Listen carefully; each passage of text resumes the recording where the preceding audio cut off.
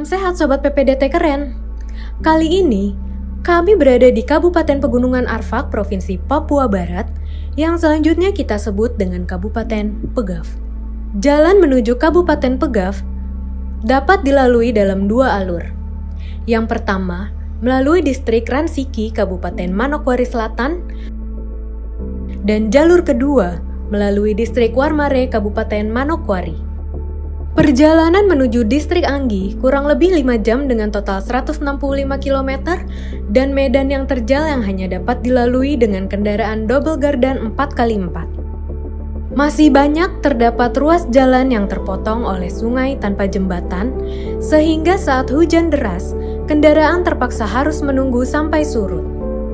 Pada RPJMN 2020-2024, telah ditetapkan 62 kabupaten daerah tertinggal tahun 2020 sampai 2024 dan Kabupaten Pegaf termasuk di dalamnya.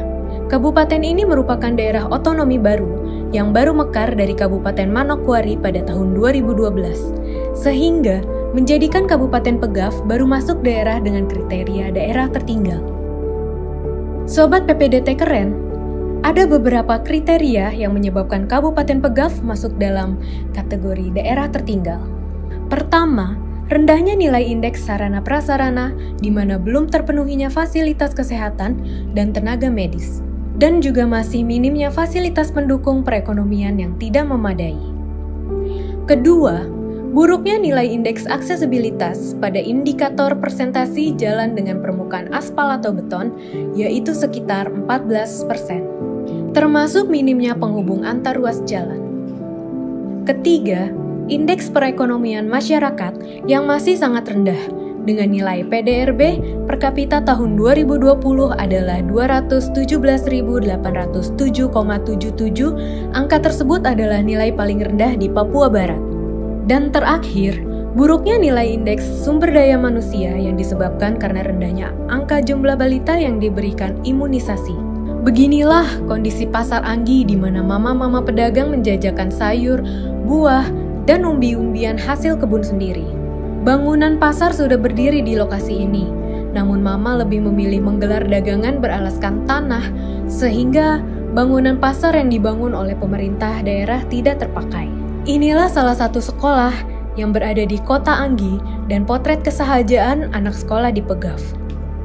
Mereka butuh sarana dan prasarana yang memadai untuk pendidikan anak-anak.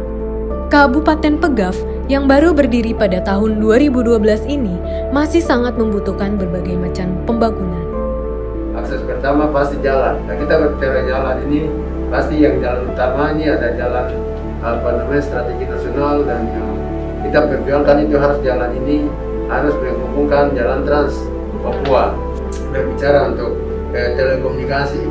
Nah, kita tidak punya sinyal juga sama sekali untuk kontak atau telepon seluler pun tidak ada. Apalagi untuk kepentingan perkantoran juga belum ada jaringan internet dan lain sebagainya belum punya. Kita belum punya juga penerangan lampu. Jadi itu juga kita perlu sampaikan untuk Indonesia.